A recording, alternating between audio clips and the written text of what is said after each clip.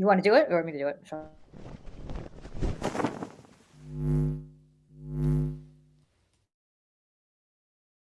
Hey, everybody. Welcome to our Daily Dispatch. We are here, Michelle and I, with Professor Jeff Jarvis, who is many things. First of all, he's a media critic, and I think the best media critic in the country because he calls it like he sees it, and he doesn't bend the knee to anybody. He's a journalism professor and, which I'm very excited to talk to him about, the upcoming author of the upcoming book, Hot Type. Jeff, welcome to the show. Let's dispense with the big upcoming news that you have. What's the book about? And let's talk about it. Oh, well, thank you for that. First, thank you for having me. I'm honored to be here. It came because Julie spoke the truth on MSNBC, as she does, and I went on the socials and just said thank you. So I'm glad you were out there cutting through the bullshit, and I appreciate that. Hot Type is a book about is a cultural history of the linotype, and you're both too young to know what a linotype was, I suspect.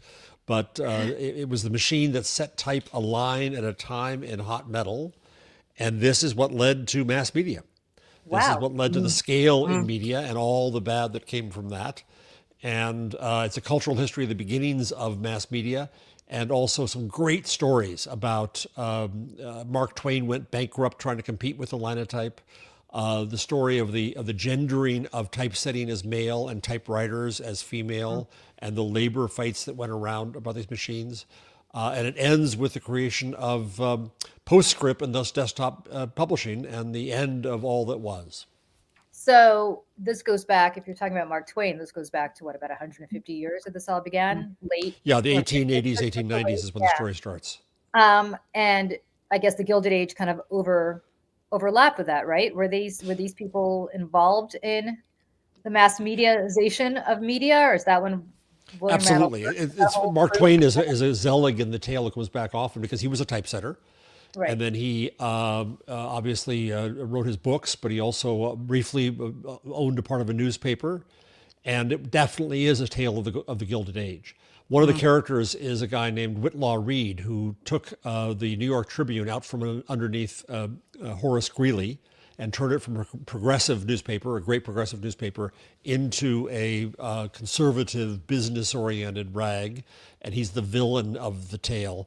The Rupert Murdoch of the 19th century, if you will. In a way, he was, and he was the first prototype of that media executive who cared more than anything about capital and equity. Right. And that's when we saw media change. Before, do I have my little prop here? I don't know if I have it handy. I don't. Yes, I do. This is my favorite little prop for those of you on video. This is a directory of every newspaper that was in America in the year 1900. Wow. It is thick. For those of you listening, I'll pat it on the desk. And the camera shakes. In New York City in 1900, there were 46 daily newspapers. Wow. There was a plurality and a pluralism to media there that as media became the domain of capital, then it consolidated, it shrunk. You got fewer, much bigger publications, and you got this idea of mass media and all the ills that come from that. So it strikes me also that the rise of this was also the rise of the New York Times to some extent, right? Like Adolph Fox owned the Times, if I'm not mistaken, and then the Sulzberger family, they all intermarried. But why is it that of all those 40 some newspapers, that it was the New York Times that survived? And also the rise of the Times, I guess, overlaps with the period that you're talking about. So what is the common denominator there?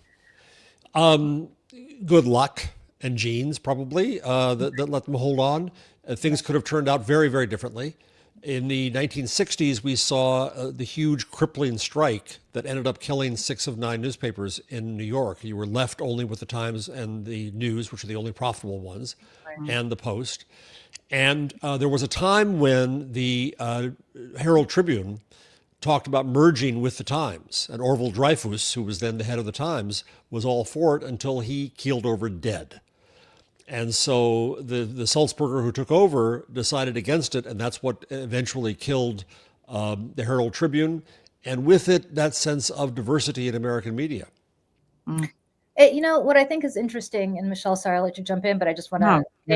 Yeah, what I think is interesting is that you're kind of seeing the same thing here, right? Where you're seeing great old newspapers, for good or ill, being taken over.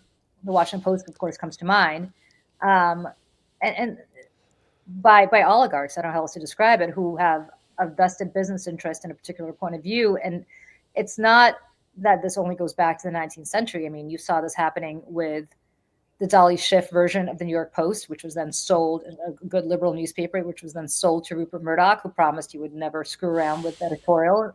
We saw what happened now. Um, Same thing with Jeff Bezos, who promised he'd never screw around with editorial at the Washington Post. I am old enough to remember, as I'm sure you are too, how when Rupert Murdoch made a play for the Dow Jones, which owns the Wall Street Journal, he promised not to screw around with editorial. We saw how well that went. So is this anything new, or I guess this goes back, the book that you're about to publish, this goes back 150 years, if not more. I think it is new to this extent. I think what we're witnessing, and this is the subject of the next book I'm researching, the death of mass media.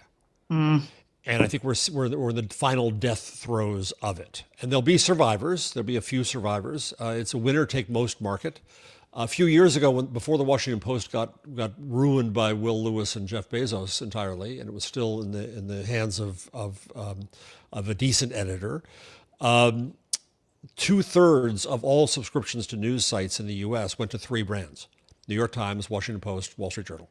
It was winner take most. Everybody else spread all the rest, and they're all dying.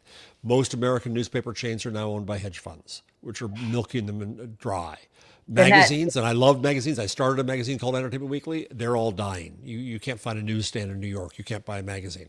I've literally tried to buy copies of the New Yorker around New Jersey, and I can't find it anywhere. So magazines are dying. Linear television on broadcast, the audience is geriatric and dying. Cable has cooties, and that's why it's all being put off onto funeral ice flows. Nobody's figured out streaming yet.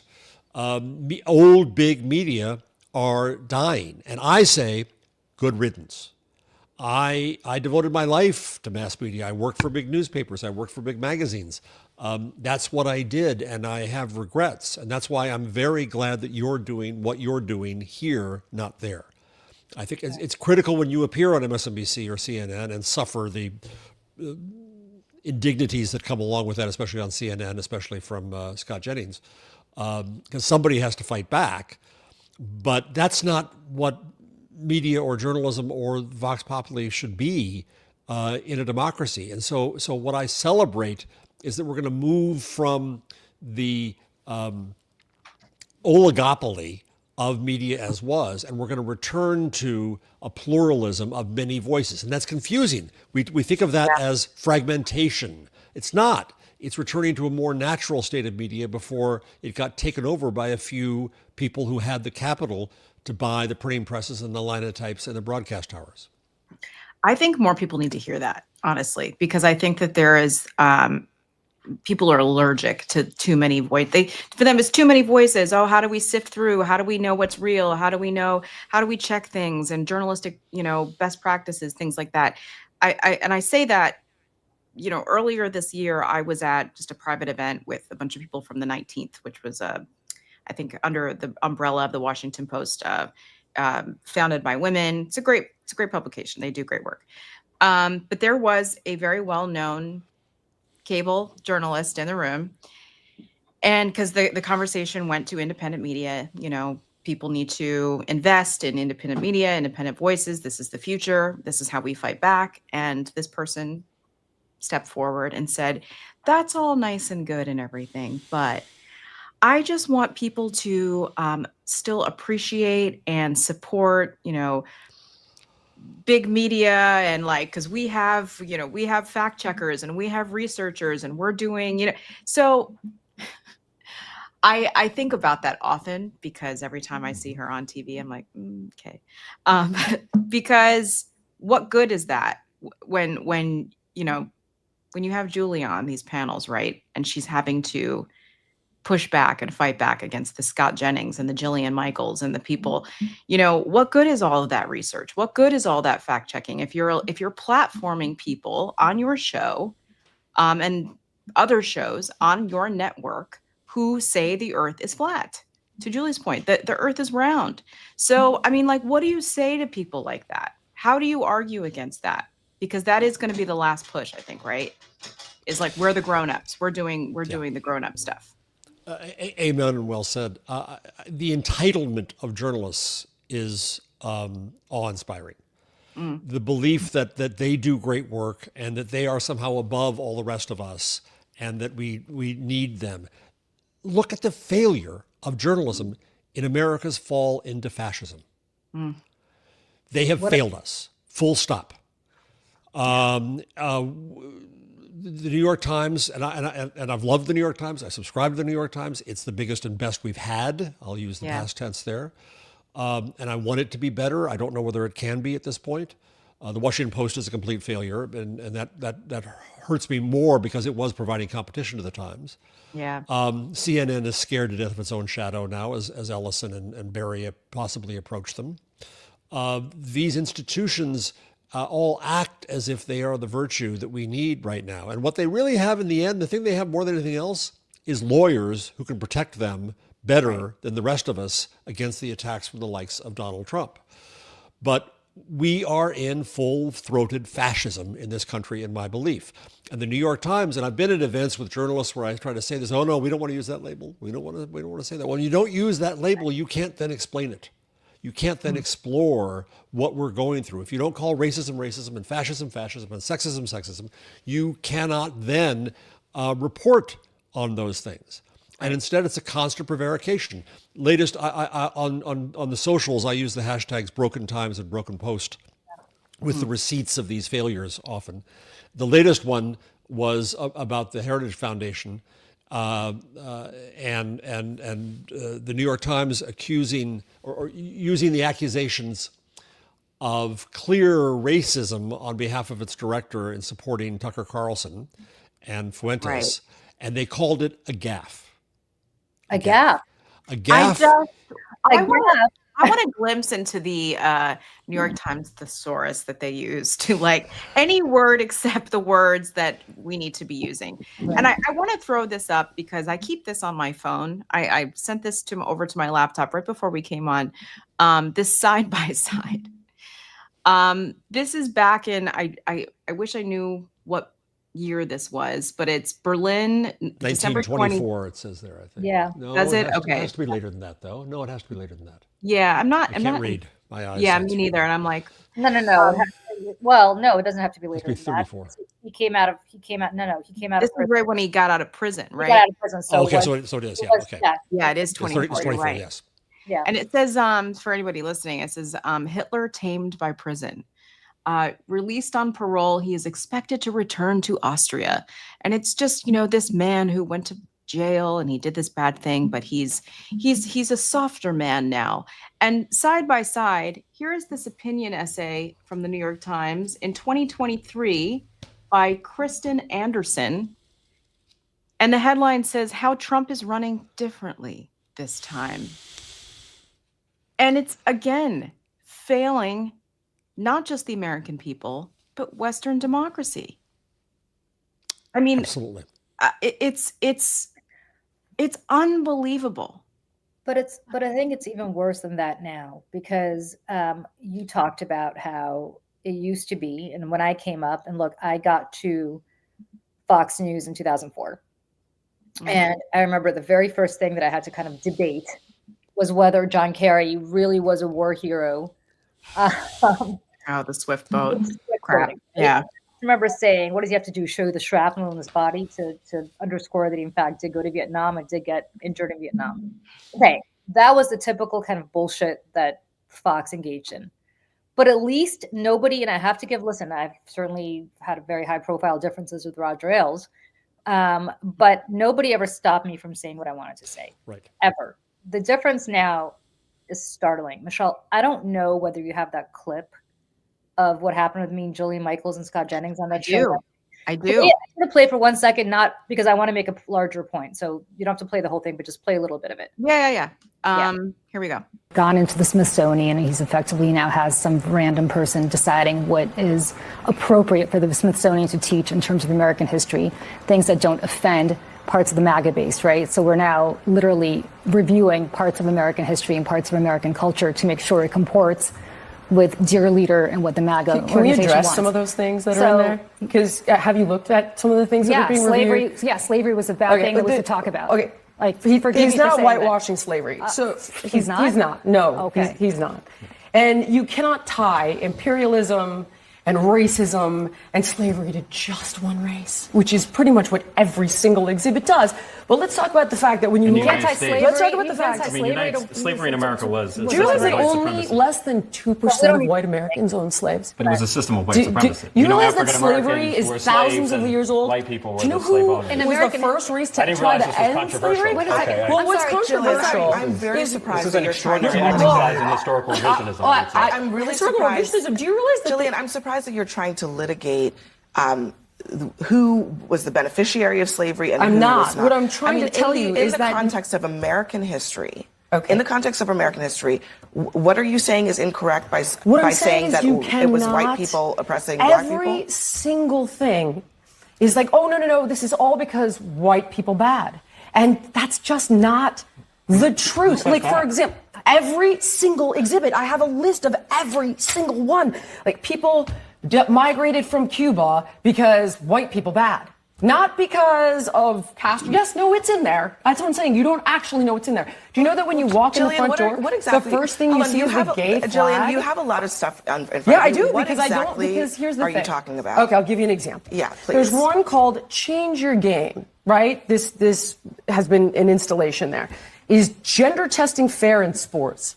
Does that, and then it goes on to talk about how it's complex to do gender testing in sports. It's not complex. It's basic science. That's untrue. It's XX chromosome, XY chromosome. That's sports. Is it fair to have biological men competing against biological women in sports? No. But why is this in the Smithsonian? So it's been completely. So to keep myself from jumping out the window, I'm gonna stop that. I want to say something about that. Okay. First of all, we're debating whether slavery is good or bad. So in my mind, we're debating whether we should talk about slavery, and we're debating whether the earth is flat versus round. But I'm going to say, Jeff, it's even worse than you think. And I don't think, certainly you and I have never talked about this. I really haven't talked much about this.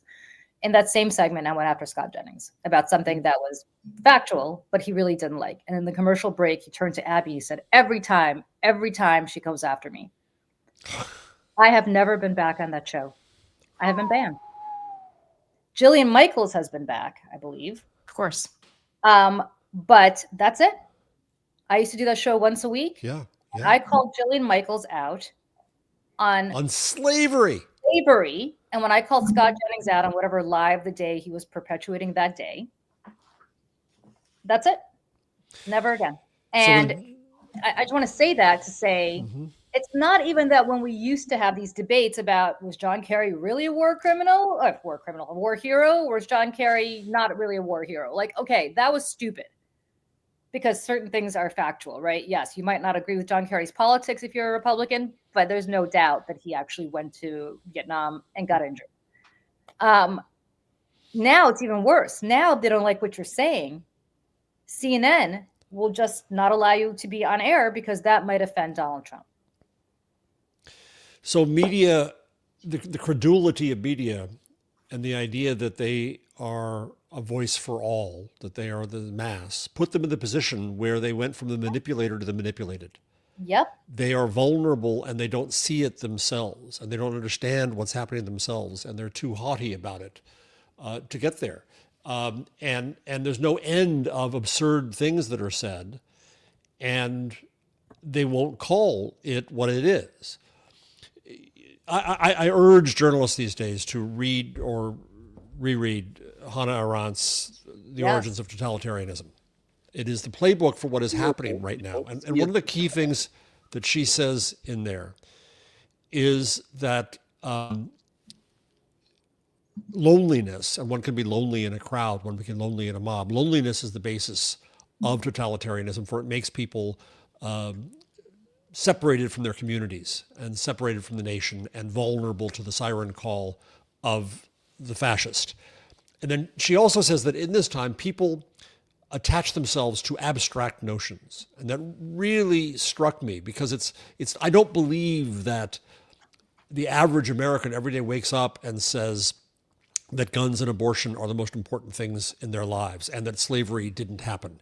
These are tropes and memes that are put out there as loyalty tests. If you're willing to say this crap, then you belong in this group. But what it does on the media level is that it sets the agenda then for the discussion. So when we had the cats and dogs in Springfield, Ohio, I was on a podcast with David Folkenflik of NPR, and he's defending big old media. And he's saying that, well, the Wall Street Journal sent a reporter, shoe leather journalism, to Springfield and found out that the cats and dogs were alive. They hadn't been eaten. And I said, that misses the point entirely. Right. It was never about the cats and dogs. It was about being able to say these absurd things so that you could then put that into the discussion, and then media follow it up and do story after story for the cats and dogs, and they miss the bigger picture, which is the fucking fascism. Right. And they're not seeing it, and they're not doing it. The last time I was on with Mr. Jennings, maybe soon Governor Jennings, for all we know. Oh my God. He wishes, but it's never going to happen. Yeah, it was a Jimmy Kimmel moment. Yeah. And I asked, is he going to be on? And then Booker said, yeah. And I said, I don't know. And then I thought, for Jimmy, you got to do it, right? So I go in and I talk about the Ellisons, now the mini Murdochs, having taken over CBS, now next looking at CNN. And so I'm on CNN saying this. And the truth is that I was put there so I could say it because they couldn't. Right. But there was this moment, as soon as I said, and I made this into a little GIF, an animated GIF. As soon as I said that, Jennings turned to the camera with a sly grin, like, you just wait. Does that. Yeah. You just wait until Barry's in charge, and he's the king, and he's the anchor, right? They've won. Our mass media are either Fox and company, or they are complicit, or they are purposefully, willfully naive and credulous. And they have failed us.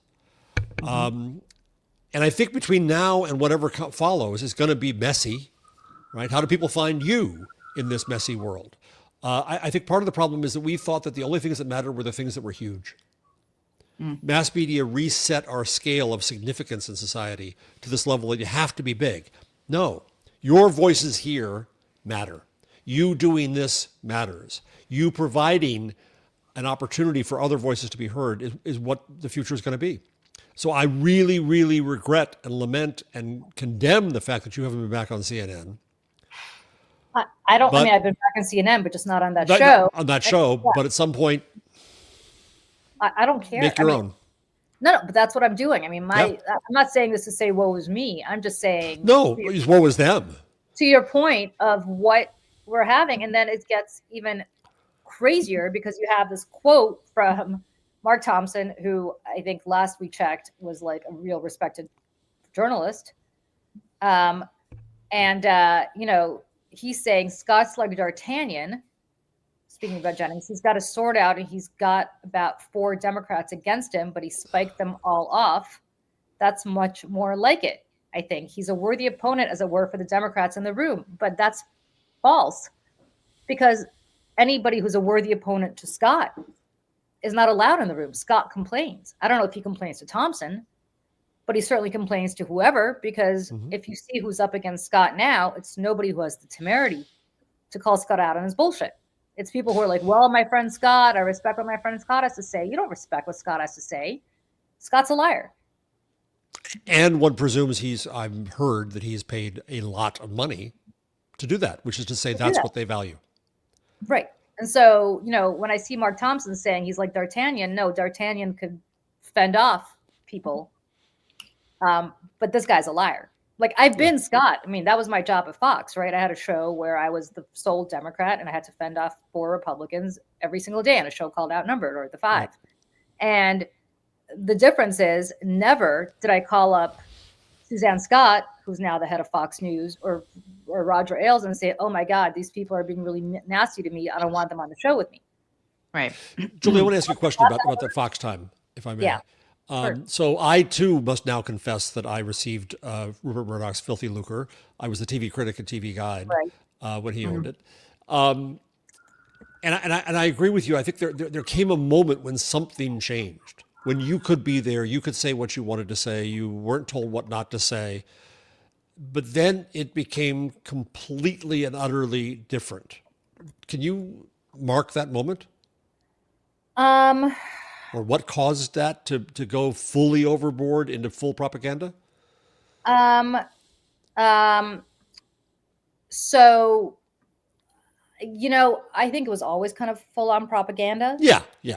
I think that it's interesting. I've often wondered, and I say this as somebody who sued Fox News, certainly Roger Yes, Ailes. yes. So I'm not, And thank you for I'm that. not saying, yeah, I'm not saying this in defense of Roger Ailes at all, but I often wonder if Roger Ailes had lived and none of that happened, um, is what would have happened to Trump? Because the one thing about Ailes that I always thought was very fascinating is when he fired, or I don't know what the right term for it is, but when he and Glenn Beck parted ways, he created The Five, which now is the number one show, I think, not just in cable news, but one of the top shows in cable, period. And what he always said about The Five was, it's not called The Five because it's on at 5 o'clock, and it's not called The Five because there are 5 people on the show. It's called The Five because I could walk out to 6th Avenue, pluck 5 random people off the sidewalk, and each of those people would do just as well as the 5 people I have on now. And he's not wrong about that. I was on that show. I left. Bob Beckel was on the show. He left. Um, uh, they've had Kimberly Guilfoyle was on that show, or Bowl. I mean, they're like, except for the 2 people who are Dana Perino and Greg Gutfeld, everybody else on that show has cycled out. And if Perino or Gutfeld drop dead tomorrow, it would be fine. They just replace them with 5 other, 2 other people. And so I think what Ailes always felt was nobody was bigger than the network. And it turned out even he was not bigger than the network. Yeah, I think Trump tried to be and eventually became bigger than the network. In other words, the tail wags the dog. And I don't know that that would have been allowed to happen under Ailes. I think Ailes would have undercut him. That's a really good analysis, I think.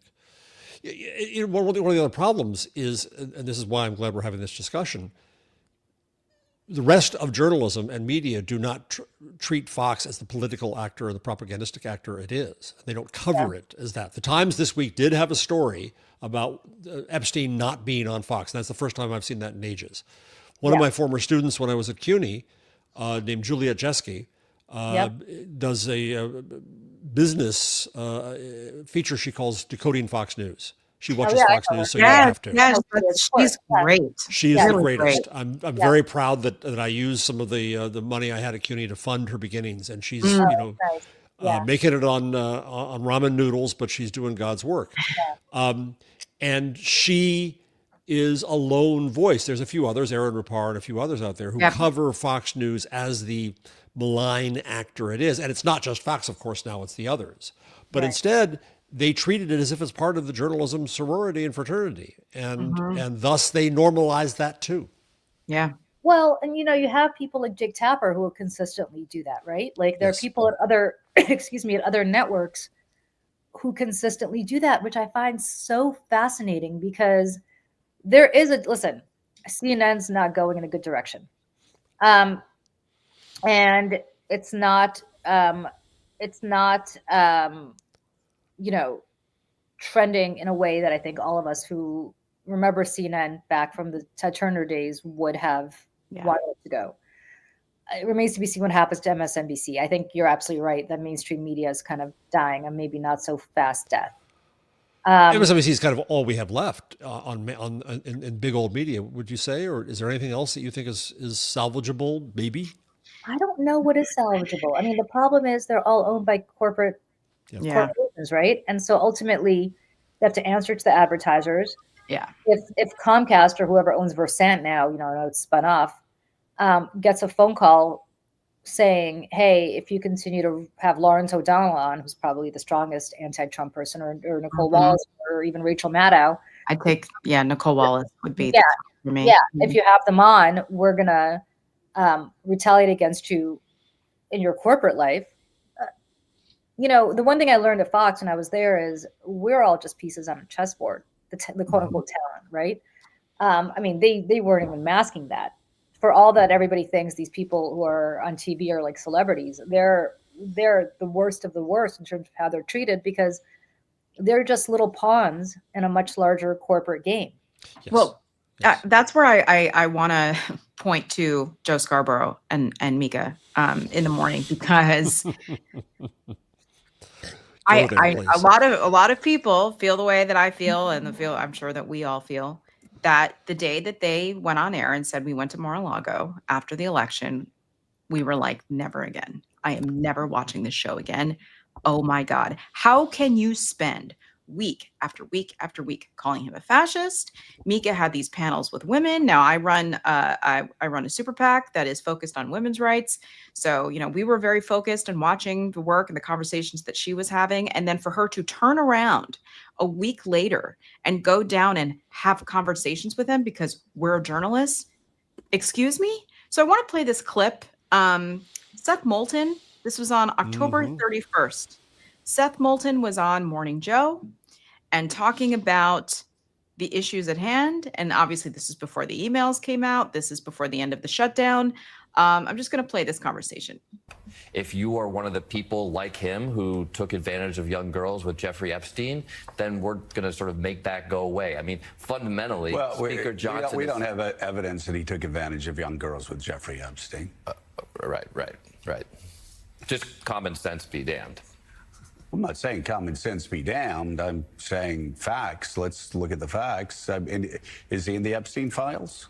He's obviously in the Epstein files, and the reason that fundamentally Speaker Johnson has us on vacation is because he does not want to seat the newly elected Democratic representative. Right, but you said he Arizona. took advantage of young girls. You have absolutely no evidence of that. I think it's pretty obvious that that's what's going on. You think it's pretty obvious? I do. And I think it's pretty obvious to the Republican. John Lemire, any reporting on this? Well, we know that he's friends with Epstein. We know the birthday card was in there. I mean, he has not been accused of any wrongdoing. No. I think that's the point you're trying to make. But also, certainly here, that we know that Speaker Johnson has kept the House out of session, in large part to not seat the woman, the Congresswoman-elect from Arizona, who would provide the decisive votes to release more material. So, yeah, certainly that would be, any association with further embarrassment for Trump. And But we don't know also the book that Virginia Giuffre wrote said she never saw him around there. And I'm not doing his bidding. I'm just saying there's enough things to talk about Donald Trump without talking about what's not been proved. The bottom line is that his administration, whether they're protecting Trump or whoever else, they protect people who can buy their way to the White House. That's what this administration is all about. And I think that all the rest of America who recognizes that, there are people who play by one set of rules and people who play by the rest. There are people who are getting tax breaks. There are people who can buy pardons. And there's all the rest of us just trying to afford a home. That's a reality for Americans today. And the more that Democrats can speak to that other America, the real America, actually, the people who are trying to play by the rules and get ahead and maybe even just be able to go on vacation once a year. Right. Then we're going to help them. And Well, I mean, that makes sense. There's a long leap from that to what you said. I just want to be very clear. There's enough to talk about Donald Trump, without making that assumption. If you want to make that assumption, you can do that on the floor. I mean, oh my God, twisting themselves into pretzels. Can you imagine what was going through the world. IFB in that? Jonathan Lemire is a serious person. And watching him be like, well, we knew they were. What? Connect the dots for people. No, you can't say things that aren't untrue, but you can connect the dots for people because there have been credible witnesses, lawsuits, stories written. I mean, my God. And I think that that's probably, and maybe you guys, agree or disagree with this, that's a combination of MSNBC lawyers, a fear of being sued because Donald Trump just sues everyone for $1 billion. But also, I think that that's Joe Scarborough being like, I don't want to piss off my friend Donald Trump. after he tried to get the friendship back on track by running down to Mar-a-Lago, he and Mika, and bending the knee and then being offended that the rest of us were offended. So He yelled at us on air, basically, for being upset about it. Yes. And the other day he had on John Fetterman in his parade of the traitorous 8 senators. Fetterman was the latest. Yep. And they both commiserated about getting crap for going to Mar-a-Lago and having dinner with Trump. Oh, poor, pitiful them. Yeah. Scarborough has always been Scarborough. But it's gotten worse, obviously. And let me start here. I depend on Nicole Wallace every day. Yes. I need the sanity that she gives us. I depend on others from 4 o'clock on the MSNBC rundown. I watch Morning Joe, and people get mad at me. And why are you still watching that? I say, I watch so you don't have to. You're welcome. Because I think I want to see where it goes. And it's frustrating as hell. And you look at the Senate story of the last week, and who does he have on? People like Chris Matthews, who say, oh, the Senate did the right thing, and Donnie friggin' Deutsch, and folks like that. And I can't, there was a time when I thought, okay, this is their tokenism in a way. But there was a moment, I've never said this in public before, but I think she'd be fine with this now. Joy Reid, when she was still there, and I was talking about various things at the corporation, and she said, remember, Jeff, it's a Republican company. Yeah. Yep. Right? Yep. Comcast is a Republican company. This goes back to what you said at the beginning of the show. They're all owned now by big corporations. And listen, I taught entrepreneurial journalism. I'm a capitalist. I'm for journalism being profitable. But we go back to the story of capital and have to say that it's big, rich people who have taken over media. Are there still liberal journalists? Yes, there are, but it doesn't matter now. Yeah. And it's funny you say that, because I have a couple friends over at the Daily Show who I have worked with on other projects, and I talk to pretty often, because again, the work that I was doing at LP before what I do now, there's very few people who wade in the garbage and the sewage of right-wing media in the same way that the people at the Daily Show did Yes. do every day, in the way that I do. And, so we commiserate over those things. And my friend Matt Negrin, he's a writer and producer over at the Daily Show. We were just texting the other day about this, and he said that, the big conspiracy in mainstream media is that there's this, there's like this overcorrection because everyone's so liberal. He said, but it's not. The conspiracy is it's Republican, and they have protected Republicans for decades.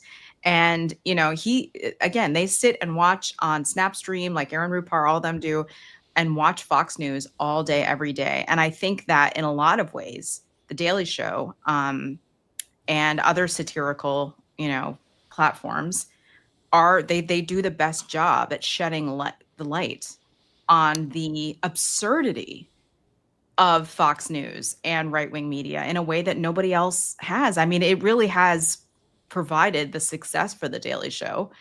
Fox News is, and I think they go together, but no one else has been able to expose them and their hypocrisy in the way that they have. Amen, but it's not going to last. Even though Jon Stewart signed another contract, it's not going to last. It's now part of Ellison Inc. Right, and it was only a 1-year renewal. Right, and Colbert was already axed, and Jimmy Kimmel they tried to axe. Which is, first they came for the immigrants, first they came for the trans kids, first they came for the women, but when they came for the comedians, when they came for Jimmy Kimmel, now we're finally going to have a furor over it. And I was part of that furor, and I agree. But for God's sakes, why haven't we had this furor before? Right. Because it's one of them, right? Like, I love Jimmy Kimmel. He's great. I think he's done a really good job. He, of course, did not deserve any of this, but now they're coming for the really wealthy white guy with a huge platform. Yeah. The Jimmys, all the Jimmys. Yeah. Maybe next they'll come after the other white guy with a really big platform, like, I don't know, Joe Scarborough, right? Like, all of a sudden, these people are looking in the mirror and saying, wait a second, I'm not trans, and I'm not here as an undocumented immigrant, and I'm not a woman who's been sexually harassed, and I'm not a child who's been preyed upon by unnamed pedophiles. Although I will say, and this is what if I were Seth Moulton, what I would have responded, you don't have to even find out what's in these Epstein files, which we will find out eventually. You just have to look at what Donald Trump has done since he's come back into office. Roy Moore, everybody's a liar. He supported Roy Moore. He tried to make Matt Gaetz attorney general after an underage girl said that she had sex with him for $400 so she could get her braces. Right. And, of course, look at what he's doing with Ghislaine Maxwell. Yep. All the Epstein women who used to be girls are liars. The whole thing's a hoax. Nothing ever happened. Ghislaine Maxwell's on her way to, playing with puppies right now and probably on her way to freedom very soon. Mm-hmm. So, what more do we have? And he's trying his best to prevent the files from coming out, which, I don't know. Why would he do that if there's nothing to see there? So, the crazies are not the Seth Moultons of the world who are use common sense. The crazies are the people like Morning Joe, like Joe Scarborough, Mika, who are jumping through hoops to try to excuse this behavior. And frankly, I don't understand how anybody watches that and says that these people are even remotely journalists. I mean, everybody's going after Michael Wolff, which I want to talk to you about in a moment, but how is that any different from the access journalism that you're watching practiced on MSNBC right now with Morning Joe, or on CNN right now with Scott Jennings, who they have on board because he talks to Trump every so often? It's all the same bullshit. And everybody's going crazy. Oh my God, Michael Wolff, he's not a real journalist. How could he? How could he? How is it any different? Yeah. I'm not excusing Michael Wolff. I'm just saying I don't see much daylight there. Well, Michelle, as you quoted Scarborough a few minutes ago, he was calling Trump a fascist. He was saying it. He was saying what the New York Times wouldn't. Yeah, and you think, oh, hallelujah, it's possible. But then, boom, turned. Right. Is he a fascist or is he not? Or are you okay with it now? Yeah. Because if somebody's a fascist, why are you hanging out with them? Why are you going down to Mar-a-Lago? Would you, I'm not even trying to be cute about this. In the 1930s, in 1933, before Hitler actually started engaging in genocide on a mass scale, would you be going out to socialize with him in the Bavarian Alps?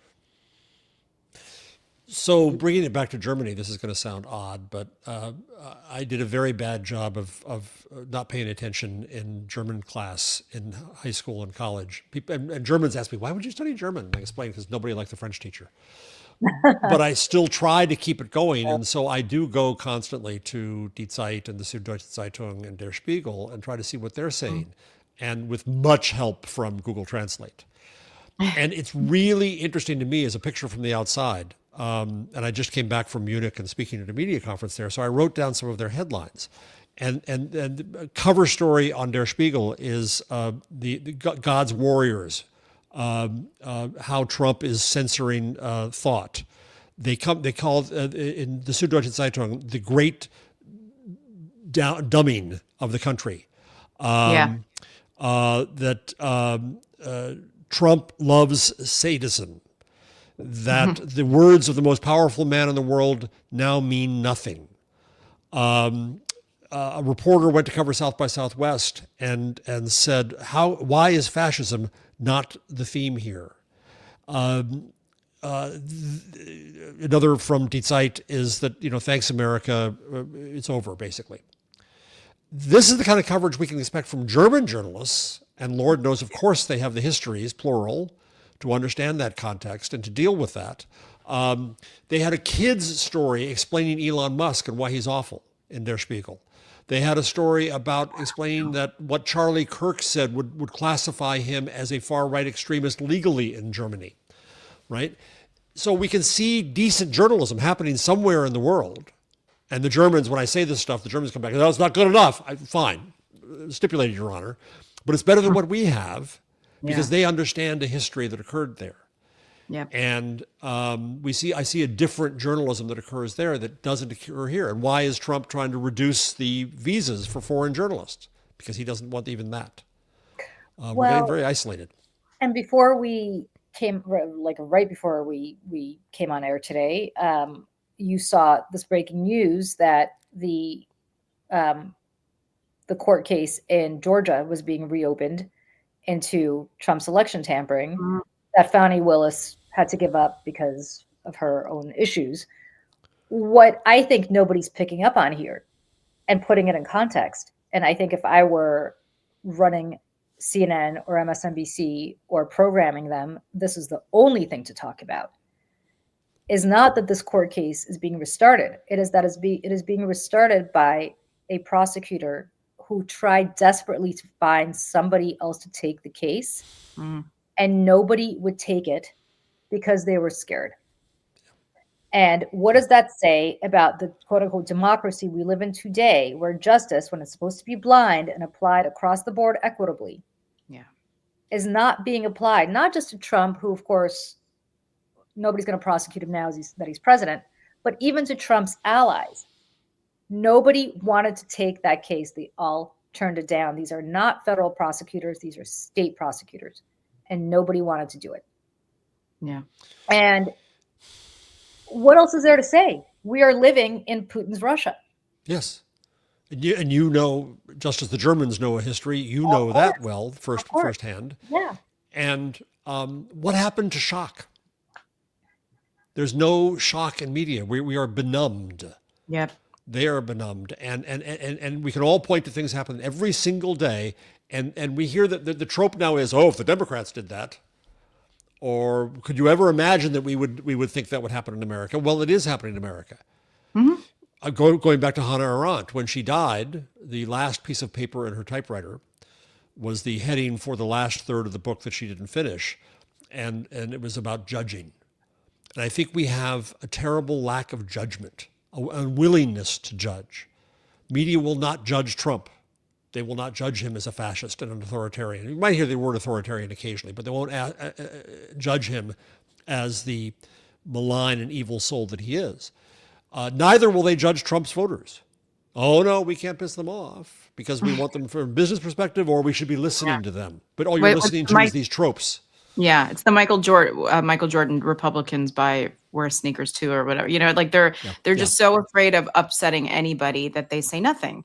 And I think about, you know, the history, and I think about Germans being able to look at themselves in the mirrors and know their own history and be able to speak to that. And, you know, I'm in my 40s. And so in my age group, our grandfathers crossed oceans to fight fascism in other parts of the world. It's never been in our backyards here before. Yep. And I feel like that's the difference with them is it's tangible. It's around them. Like the history is around them, and they're reminded of it all the time. And they understand what the consequences are in a different way. And I think that, you know, this American exceptionalism that we have been sold our entire lives, you know, will be our downfall. It's because we cannot imagine a world in which America are the bad guys and we're the bad guys, and we're doing it to ourselves.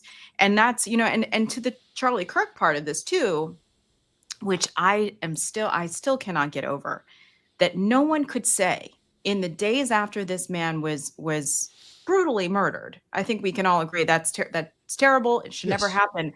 But I don't have to look at the guy and think that he was a good person just because he died tragically. And, you know, at the Seneca Project, I put together a 7-minute video, putting together all of the most horrible things. And the first version of it was an hour long, just FYI. And I got it down to 7 minutes, and it went super viral. It got like millions of views because, again, like I sat there with my colleague, Tara Setmayer, and I was like, I can't take this another moment. I cannot continue to watch the headlines and watch cable news, not say the things, and fire Matthew Dowd for saying a very obvious fact about Charlie Kirk. I said, you don't have to take my word for it. Listen to him, and listen to him for 7 minutes, say some of the most atrocious, misogynistic, racist things. And I think, you know, and a lot of people reached out to us saying, thank you so much for putting this together. Thank you for connecting the dots. I shared this with my family. I shared this with my kids. That's the work that the media needs to be doing.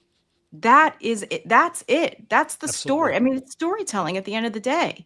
You have to be able to tell the story, and it's persuasive. and you don't have to editorialize it. You just have to put it together and present it to people. Yeah, receipts, exactly. So I'm curious to hear each of you where you think this could end.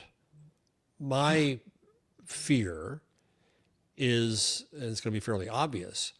Let's go back to Germany. Germany was completely destroyed, and only out of those ashes could something that would appear to be new rise. So let's be clear that the AfD is rising in power, and there's fear there, and it could go south again. But they were defeated. Not only did fascism not come to our shores, but we've not really been defeated here. And the Civil War, I'm coming to see, I mean, everything is about race in this country. And I'm coming to see that the Civil War didn't end. It still is fought. And now it's turning out differently. And now the South is rising again and has won so far. Yeah. And we never had that cauterization. We never had that destruction that says sense should come in. And is there any, I'm too old to maybe see the pendulums that we always think swing back. And is there any hope that sanity might return, or do we have to witness our destruction before we can get there? It's funny funny is not the word. It's interesting that you say this, Jeff, because I've been saying this and thinking this for a long time with horror. So I don't think about this much, because if I thought about it all the time, my head would explode. But if you want to go back to Germany and use that as one example, and then use the collapse of the Soviet Union as a separate example. Yep. The collapse of the Soviet Union it inflicted a tremendous amount of economic pain, but it did not inflict mass death and destruction on its people. And so therefore, it was only a few years later that the rise of another authoritarian was able to take place, because that tendency to understand what authoritarianism does to you did not really penetrate for people, because there wasn't enough pain inflicted. Yeah. My fear, and I say this with massive trepidation, is that, the pendulum swings, but we saw what happened in the last election. It swung towards Biden, and then it swung back because people didn't really suffer under the first Trump regime enough. Yeah. And it may be that Trump, I don't think he's ever leaving, quite honestly, whatever the Constitution says. I just think there's too much risk for him to go, even if it's J.D. Vance who he installs. So he doesn't trust anybody but himself. And so, this can go one of three ways, right? Either I'm pleasantly surprised and Trump, becomes a Cincinnatus and goes back to his plow, which I think we all agree is not going to happen. The other alternative to this is that Trump dies in office, but that doesn't get rid of the cancer that is Trumpism. No. And the third is that we live through such horror that only then does something better rise from it. But we shouldn't wish that, because that will inflict just mass death and destruction, because short of that, it's just an ideological difference, right? You have this large segment of this country who truly believes that Trumpism is the future. And I know something I wanted to ask you about, I know we don't have much time left here, but something else I wanted to ask you about is we now have AI, which effectively is teaching.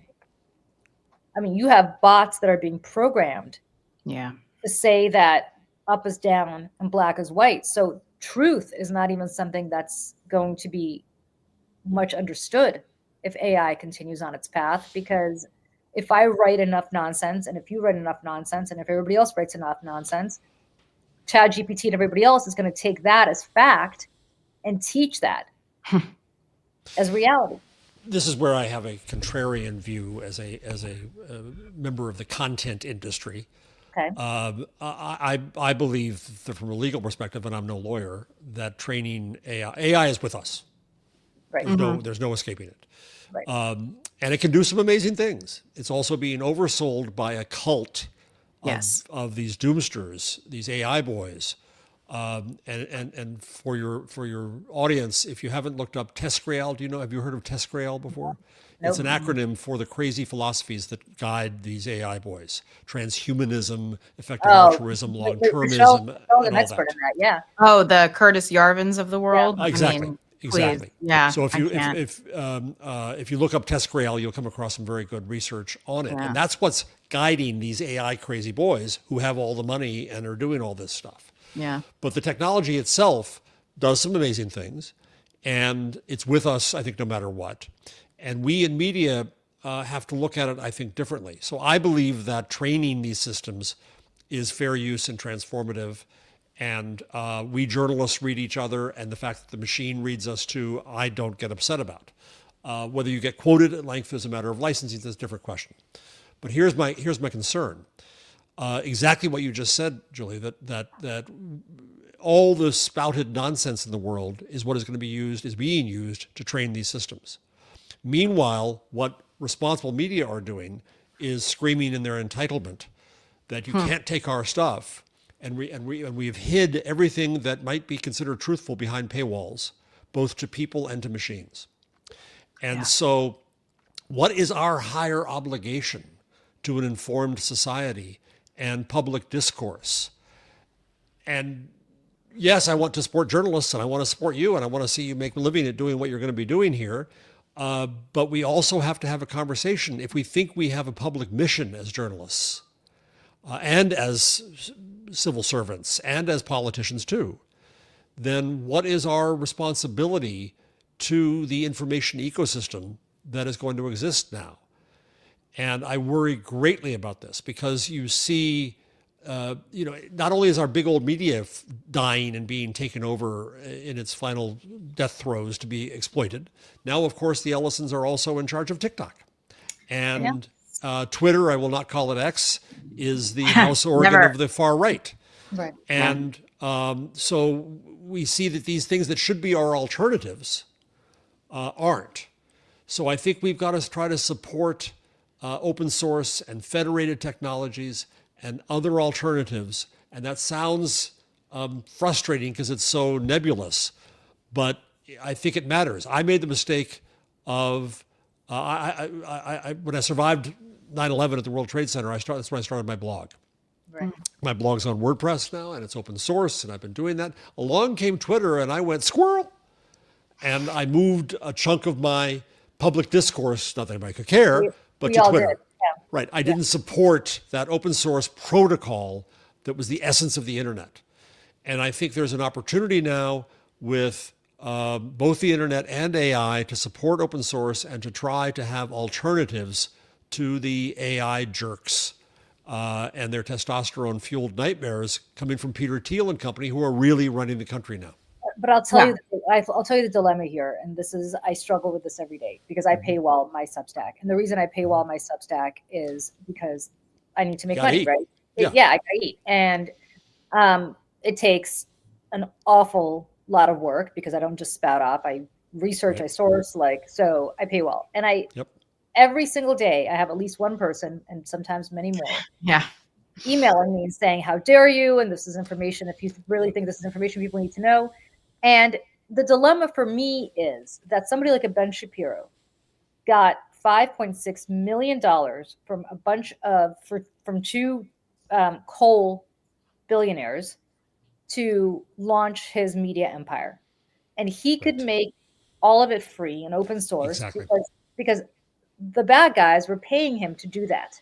Yeah, there is no democratic. If I were Michael Bloomberg, I would stop with everything else he's doing. And you want to invest, or anybody else who's a pro-democracy billionaire, of which there are few. Reid Hoffman Hoffman. Somebody stop investing in campaigns and start building something that survives any political cycle. I say that as a Democratic consultant, right? But those people aren't doing that, right? They always go for the shiny object, which is, where's my next Barack Obama? I'm going to invest in that guy. Mm-hmm. And, Barack Obama came and Barack Obama went, and Ben Shapiro doesn't give a rat's ass whether it's Donald Trump in the White House or anybody else. He's building something for the ages. Same with Charlie Kirk. They just happen to hit the jackpot with Trump. But when Trump is gone, he shuffles off this mortal coil. It'll be somebody else because they're building an ecosystem. Yes. And so from my perspective, you're absolutely right. open source is absolutely the way to go. And that is the only way to fight AI, to make sure that AI actually, I mean, like I put my own name into ChatGPT when it first came online. I would say 40 to 45% of what I read about myself was just false. I mean, it was just a matter of debate. It just wasn't accurate. But yet, if you're some kid and you're doing a report on me or you or anybody else, you're going to go to ChatGPT and that's going to come up. Same with Wikipedia. Wikipedia had stuff about me that was just not accurate. But of course, it's in Wikipedia. You're going to think it's accurate. And I don't mean stuff that's a matter of opinion, like stuff that said I grew up in London and in Paris. I never grew up in London and Paris. Like it just never happened. If only nice places, but yeah. Yeah, I would have loved to, but those were not places I grew up. So, I say that all to say that that's what you're competing with. You're competing with people who have no choice but to paywall stuff versus the moral imperative. And I understand where people get upset. They're like, if this is so important, I want to read it. Why won't you let me read it? Yeah. I don't have $8 a month to pay. And I get it. It's not cheap. But I don't know how to balance that. And I guess that's my dilemma. One thing I've been arguing lately, and I'm spitting into the wind, I know, is that the deals that have been made with the AI companies and media companies are not licensing deals. They're silence pacts. When Rupert Murdoch takes a bucket of money from one of these companies, it's so that he won't sue and he won't lobby for legislation against them. Right. And that leaves out the vast ecosystem of news. And I've argued that news should get together. By that, I mean the real down below the big old guys and the hedge funds and such, and the independents should get together and create an API for news and go marching to the AI companies and saying, we're going to make it easy for you, but let's talk. Let's talk about money. It's not going to be huge buckets of money, but let's talk about fair recompense. Let's talk about branding. Let's talk about placement. Let's talk about use and links. But here, we're going to make it available to you. I think academic publishers do the same thing. And I think independent, not Nazi Substack people could join together and create a network, even underneath a Substack and even in other places like Beehive, and say, what can we do together? Can we contribute 5% of our content to something that is more open? Can we go negotiate with the AI companies to say, you need this here, and we'll make it possible for you to have it so that we can then compete with Shapiro and the money behind them? We've got to try to organize in this way. Massive big media dies, a whole bunch of little things rise up, and I celebrate that. But we still have to compete with the big massive stuff, and we have to figure out how to do that. Yes, and not just compete with the big massive stuff like the New York Times, which you and I could have criticisms, and we could all have criticisms about, but is trying to, it really does engage in journalism, regardless of absolutely. Here. I'm not talking about that. I'm talking about how if AI takes free content from liars, but because those liars are being funded through other sources, but people who are trying to actually do real journalism, real analysis, are having to paywall their stuff because nobody's funding them, and this is how they eat. Who do you think is going to be developing? The truth will eventually not be the truth. It will be, the Ministry of Truth. It'll be 1984. Right. The truth won't out. The crap will out. The crap will and I'm on 2 AI podcasts. So every week I go through AI news, and I also have taken the habit of reading every paper on the preprint server, archive.org, that mentions AI. Yeah. I don't read them all. I look at the headlines, and most of them I don't understand. There's 500 to 700 a week. But in there, I find a dozen a week that are interesting. And I see patterns. I see the brands, marketing brands, are dying to be part of AI. So they're going to make themselves as available as they possibly can. And obviously disinformation is making itself available. And there was one study I read recently that said that of the sample of responsible media sites, they were all blocking up to 15 AI bots. But the irresponsible sites, the disinformation sites, are all there to be found. Right. Another study found that you don't have to work hard to poison AI. All you have to do is put crap out there into that ecosystem. And AI is going to become more and more and more poisoned. So we've got to have conversation about what we do in response to that. And I don't hear that conversation happening. That is probably the most urgent conversation that we can possibly be having right now. More urgent than what's happening to corporate media, more urgent than it's all of the piece, right? It's all part of that ingredient. It is. But that is the holistically most important conversation we have, because we are moving towards a post-truth world that is defined by a bunch of algorithms. Yeah. It's not being corrupted by people like Elon Musk who purposely want to corrupt it. And if I were Elon Musk, I would find 100 content creators who are on whatever platforms that they know, Grok, he can program any way he wants, but on ChatGPT and others that we know ChatGPT and others look at, and pay them $1 million each or whatever it is to just put their stuff out for free. And say, I will support you because I need to program not just my own AI platform. I need to corrupt the rest. I mean, that is what I would be doing. I would be doing that if I were Elon Musk. That is the best use of his billions of dollars. And so what's happening instead is you see the lobbyist for newspapers and magazines, the NMA, is going to Congress and demanding, and then they're making it a fight about copyright. It's not. It's far past that. And we have to have it on a whole different level, but we're not having that discussion, and legislators aren't helping at all. No, and they don't know how anything works. I mean, I think back to when Mark Zuckerberg, right, was testifying before Congress, and you had all of the members, I don't know if it was the Senate or I don't exactly remember, but, they were like, how does it work? And what's Facebook? And, they can't keep up with any of it. So if the people who are in charge and whose job it is to regulate this stuff can't keep up or don't have people on staff, that's the other thing, is like, why aren't members of Congress and the Senate, why aren't they staffing up with people who know how all of this works?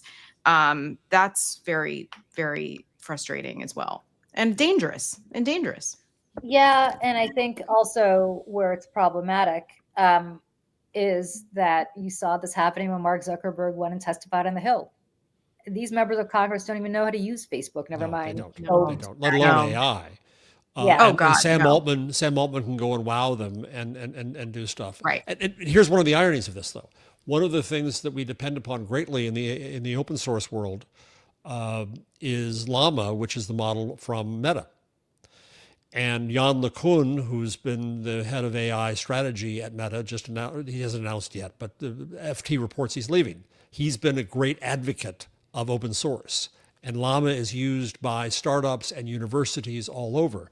Zuckerberg has started prevaricating on that. And if he pulls back from openness there too, if everything that's usable, whether it's news and information or education or technology, gets pulled back from any openness, we're screwed. Yeah.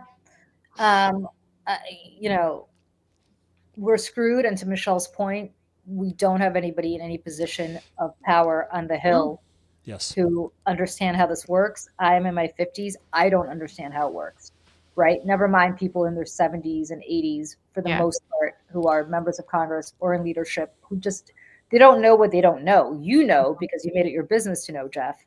But I work with these members of Congress and senators all the time. They don't know what they don't know.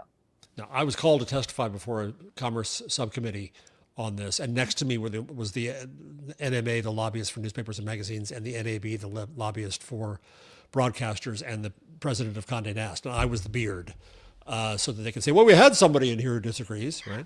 Right. And Marsha Blackburn, in her moments in the room, comes in and I asked ChatGPT to give me a poem tribute to Donald Trump, and it refused. But I asked it to give me a tribute to Joe Biden, and it did, and then she proceeded to recite it. That's the level at which the discussion is occurring. But that's what I'm talking about, right? Like, Marsha Blackburn doesn't even appreciate how much her side of the aisle benefits from these people. Yes. Tremendously. Because they're not being censored themselves. They're not censoring themselves, I should say, the way we all have to, because censorship's not the right word, but we all have to because we have to earn a living. Mm-hmm. Right. Brian Baru, Media Network, would love to have Professor Jarvis on as a regular guest from now on. There's up to Professor Jarvis.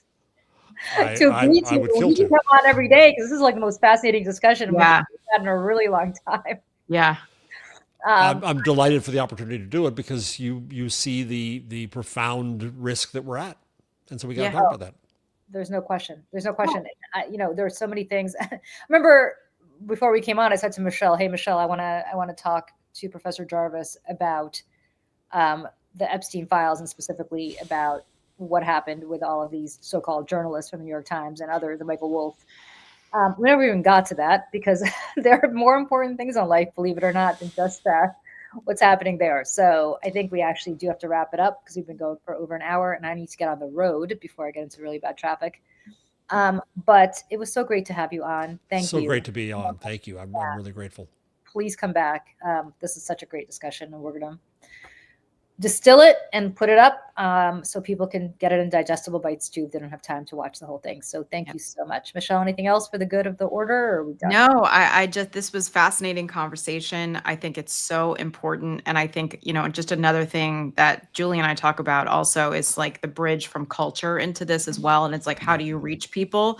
And you can't just reach people by regurgitating the information at them. You have to reach them through other means, through culture, through sports, music, all the other things. I think that's just another piece of this that's important, and figuring out how to do that in this next wave of new media is going to be a challenge, but the right is very good at it, and we have to be good at it too.